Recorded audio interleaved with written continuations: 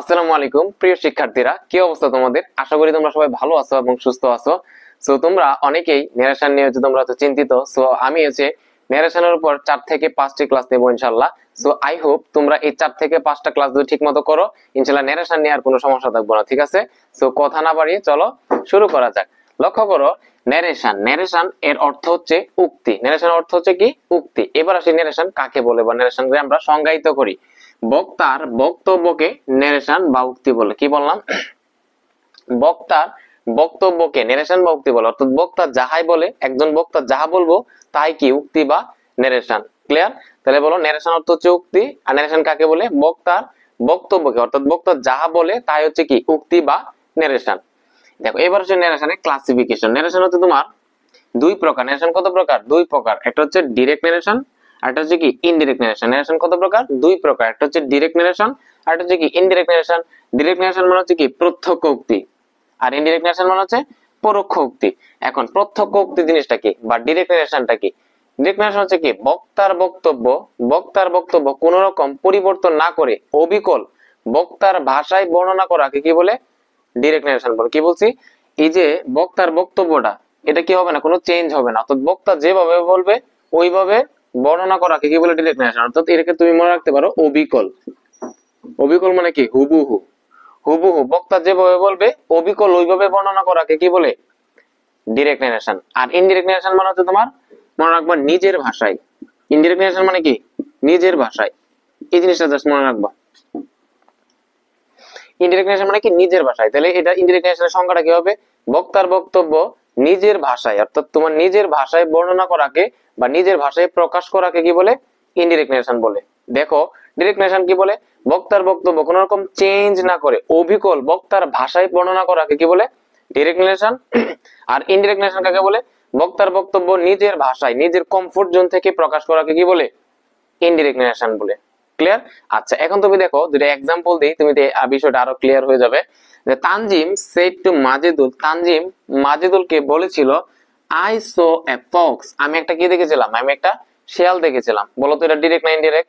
তোমাকে দেখো তুমি এই বিষয়টা আরো রিলেট করতে পারবা। ধরো এই হচ্ছে কি তানজিম, আর এ হচ্ছে তোমার মাজেদুল। লক্ষ্য করো, এ হচ্ছে তোমার তানজিম, এ হচ্ছে কি মাজেদুল। এই যে তানজিম এই যে মাজেদুলরে বলতেছে বা বলেছিল, তানজিম মাজেদুলকে বলেছিল আমি একটা শিয়াল দেখেছিলাম। তানজিমের কথাটা হচ্ছে মাজেদুল বলেছিল আই স এ ফক্স। এই যে তানজিম এই মাজেদুলরে বলতেছে যে বন্ধু আমি তো কি দেখছিলাম? একটা শিয়াল দেখছিলাম। ক্লিয়ার? আচ্ছা, এখন তানজিমের কথাটা তোমাদের সাথে আমি উপস্থাপন করতেছি। দুইভাবে আমি উপস্থাপন করব। বলো, আমি একভাবে বলতেছি যে তানজিম মাজেদুলকে বলেছিল আমি একটা শিয়াল দেখেছিলাম।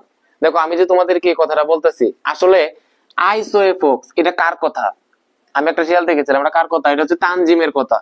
তানজিমের কথাটা আমি যে তোমাদেরকে বলতেছি আমি একটা শিয়াল দেখেছিলাম, এটাকে আমি কোনো পরিবর্তন করছি না। তানজিম মাজেদুল যেভাবে বলছিল আমি একটা শিয়াল দেখেছিলাম, সেম কোন রকম পরিবর্তন না করে ডিরেক্ট আমি বলে দিতেছি যে আই সো এ ফক্স, আমি একটা কি দেখেছিলাম? শিয়াল দেখেছিলাম।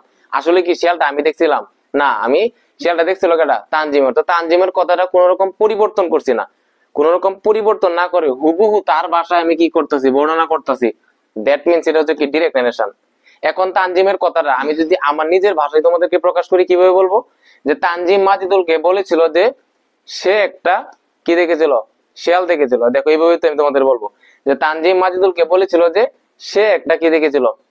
শিয়াল দেখেছিল। যে দেখো তানজিমের কথাটা আমি নিজের ভাষায় কি করতেছি? প্রকাশ করতেছি। এটা হচ্ছে কি ইনডিরেক্ট ন্যারেশন। তাহলে দেখো একদম তোমাদের কাছে ক্লিয়ার হয়েছে বিষয়টা। ডিরেক্ট ন্যারেশন মানে কি? বক্তার বক্তব্য কোন রকম চেঞ্জ না করে বক্তা যাহা বলবো তাহা কি সরাসরি বর্ণনা করাকে কি বলে? ডিরেক্ট ন্যারেশন বলে। ইনডিরেক্ট ন্যারেশন কি?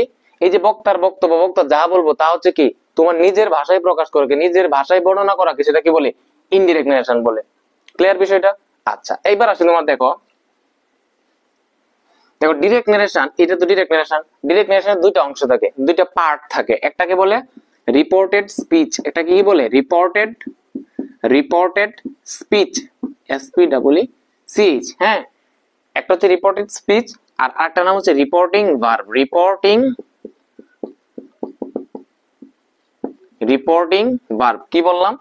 ডিরেক্ট ন্যারেশনের দুইটা পার্ট থাকে। কয়টা পার্ট? দুইটা পার্ট। একটা হচ্ছে রিপোর্টেড স্পিচ, আর আরেকটা নাম হচ্ছে রিপোর্টিং ভার্ব। কিভাবে বুঝবা কোনটা রিপোর্টিং ভার্ব কোনটা রিপোর্টিং স্পিচ? একদম সহজ। যেটা ইনভার্টেড কমার ভিতরে যে অংশটা আবদ্ধ থাকে সেটা হচ্ছে রিপোর্টেড স্পিচ। আর ইনভার্টেড কমার বাহিরের যে অংশটা সেটাকে বলে রিপোর্টিং ভার্ব। কি বললাম? ইনভার্টেড কমার ভিতরের যে অংশটা সেটাকে বলে রিপোর্টেড স্পিচ, আর ইনভার্টেড কমার বাহিরের যে অংশ, তানজিম সেড টু মাজিদুল, এই অংশটা হচ্ছে ইনভার্টেড কমার বাহিরে। দ্যাট মিন্স এটার নাম হচ্ছে রিপোর্টিং ভার্ব। অনেকে যে ভুলটা করে, অনেকে এটা জানে তো রিপোর্টেড স্পিচ, এটা বলে দেয় যে রিপোর্টেড ভার্ব। আসলে এটা কিন্তু রিপোর্টেড ভার্ব না, এটা হচ্ছে রিপোর্টিং ভার্ব। আর এটা হচ্ছে রিপোর্টেড স্পিচ। একটা হচ্ছে টেট, একটা হচ্ছে কি টিং। একটা হচ্ছে টেট, একটা হচ্ছে কি টিং। ইনভার্টেড কমার ভিতরে যেটা থাকে সেটা হচ্ছে রিপোর্টেড স্পিচ, আর ইনভার্টেড কমার বাহিরের যে অংশ সেটাকে বলে কি রিপোর্টিং ভার্ব। তার মানে ডিরেক্ট নেশন দুইটা অংশ থাকে, একটা হচ্ছে রিপোর্টেড স্পিচ আর একটা হচ্ছে রিপোর্টিং ভার্ব। আচ্ছা, এখন তোমার যে বিষয়টা পরীক্ষায় নরমালি ডিরেক্ট নেশন দেয়া থাকে, তোমার করতে হয় কি ইনডিরেক্ট করতে হয়, ঠিক আছে? আবার ইনডিরেক্ট নেশন থাকতে পারে, তোমাকে সেটাকে কি করবা? ডিরেক্ট করবা। এখন তুমি যদি ডিরেক্ট থেকে ইনডিরেক্ট করার নিয়ম মানে শিখে যাও, তাহলে কি তুমি অটোমেটিক্যালি ইনডিরেক্ট থেকে ডিরেক্ট করতে পারবা না? অবশ্যই করতে পারবা। তাহলে দেখো, এই যে তোমার ডিরেক্ট নেশনকে ইনডিরেক্ট নেশনে রূপান্তর করতে হলে তো তোমাকে ডিরেক্ট নেশন যদি দেয়া থাকে, তুমি যদি ইনডিরেক্ট করতে চাও তাহলে কিভাবে করবা সেটার প্রসেসটা তোমাকে এখানে দেয়া আছে। তো ডিরেক্ট থেকে ইনডিরেক্ট নেশনে পরিবর্তন করতে হলে তোমার চারটা জিনিসের পরিবর্তন করতে হয়। ডিরেক্ট নেশনকে ইনডিরেক্ট নেশনে রূপান্তর করতে হলে তোমার কয়টা জিনিস? চারটা জিনিসের পরিবর্তন করতে হয়। কয়টা জিনিস? চারটা জিনিসের পরিবর্তন করতে হয়। একটা হচ্ছে তোমার পার্সনের পরিবর্তন, একটা হচ্ছে টেন্সের পরিবর্তন, সেন্টেন্সের পরিবর্তন, একটা হচ্ছে নিকটবর্তী শব্দকে দূরবর্তী শব্দে রূপান্তর। কি বললাম? ডিরেক্ট নেশনকে তুমি যদি ইনডিরেক্ট নেশন পরিবর্তন করতে যাও তাহলে তোমার চারটা জিনিসের পরিবর্তন করতে হবে। একটা হচ্ছে পার্সনের পরিবর্তন, দুই নাম্বার হচ্ছে কি টেন্সের পরিবর্তন, তিন নাম্বার সেন্টেন্সের পরিবর্তন, চার নাম্বার নিকটবর্তী শব্দকে দূরবর্তী শব্দে রূপান্তর। দেখো তোমাকে আমি দেখাই। দেখো একটা নেশন যদি আমরা ডিরেক্ট নেশনকে ইনডিরেক্ট করতে যাই, কয়েকটা জায়গায় আমাদের কাজ করতে হয়। একটা হচ্ছে এই যে দেখো সেট টু হচ্ছে রিপোর্টিং ভার্ব, এটাকে চেঞ্জ করতে হয়। আর এটা চেঞ্জ হয়েছে ইনভার্টেড কমার ভিতরে যে রিপোর্টেড স্পিচ থাকে, সেটা যে ধরনের সেন্টেন্স থাকে ওই সেন্টেন্সের সাপেক্ষে হচ্ছে আমরা এটা পরিবর্তন করি। এরপরে যে আমাদের এই যে দেখো ইনভার্টেড কম আছে না, সেটাকে আমাদের কি করতে হয়? তুলে দিতে হয়। এটা হচ্ছে সেন্টেন্সের উপর নির্ভর করে। এরপরে রিপোর্টেড স্পিচের মধ্যে যে পার্সন গুলো থাকে এগুলো কি করতে হয়? আমাদের চেঞ্জ করতে হয়। এরপরে দেখো রিপোর্টেড স্পিচের মধ্যে যে টেন্সটা থাকে সেই টেন্সটা আমাদের চেঞ্জ করতে হয়। আবার এখানে যদি কোনো নিকটবর্তী শব্দ থাকে সেগুলোকে আমাদের কি করতে হয়? দূরবর্তী শব্দে রূপান্তর করতে হয়। অর্থাৎ একটা ডিরেক্ট নেশনকে যদি আমরা ইনডিরেক্ট নেশন পরিবর্তন করতে চাই, আমাদের কয়েকটা জায়গায় কাজ করতে হয়। একটা হচ্ছে তোমার এই যে সেট টু অর্থাৎ রিপোর্টিং ভার্বটা চেঞ্জ করতে হয়, ইনভার্টেড কমাটা তুলে দিতে হয়, পার্সন থাকলে সেটাকে চেঞ্জ করতে হয়, পার্সন তো অবশ্যই থাকবে সেটাকে চেঞ্জ করতে হয়, টেন্স গুলোকে আমাদের চেঞ্জ করতে হয়।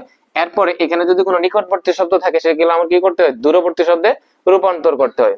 ক্লিয়ার? একদম পুরো ক্লাস একদম তোমাদেরকে শেষ করে দিলাম। এখন আমরা যেটা করব, আমি হচ্ছে একটা ক্লাস নিব। ক্লাস বলতে আমার 3-4 মিনিট সময় লাগবে। তোমাকে একটা স্লাইড দিব বা একটা ক্লাস নিব, নিকটবর্তী শব্দ কোনগুলা এবং সেগুলোর দূরবর্তী শব্দ কিভাবে রূপান্তরিত হয়, ঠিক আছে? 2-3 মিনিট সময় লাগবে, সো এটা মুখস্থ করে ফেলবা। আর তিনটা আমরা কাজ করব। একটা হচ্ছে একটা ক্লাস নিব পার্সন চেঞ্জ, ন্যাশনাল রিপোর্টেড স্পিচের মধ্যে যে পার্সন গুলো চেঞ্জ হয় সেটা কিভাবে পরিবর্তন হয় সেটার উপর একটা ক্লাস নিব। এরপর যে টেন্সের চেঞ্জটা কিভাবে হয় সেটার উপর একটা ক্লাস নিব।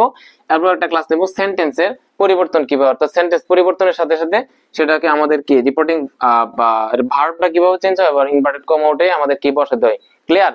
সো এই ছিল আজকের হচ্ছে আমাদের নারেশনের বেসিক ক্লাস। তো তোমাদের যদি ক্লাসটা ভালো লেগে থাকে তাহলে যে আমার যে ইংলিশ উইথ আনোয়ার যে পেজ সেটিকে তোমরা ফলো দিয়ে রাখো, এবং সেম ক্লাসগুলো তোমরা ইউটিউব চ্যানেলে পেয়ে যাবে, সেখানে তোমরা সাবস্ক্রাইব করে রেখো যাতে করে তোমরা হচ্ছে কি সবার আগে ক্লাসগুলা পেতে পারো। সো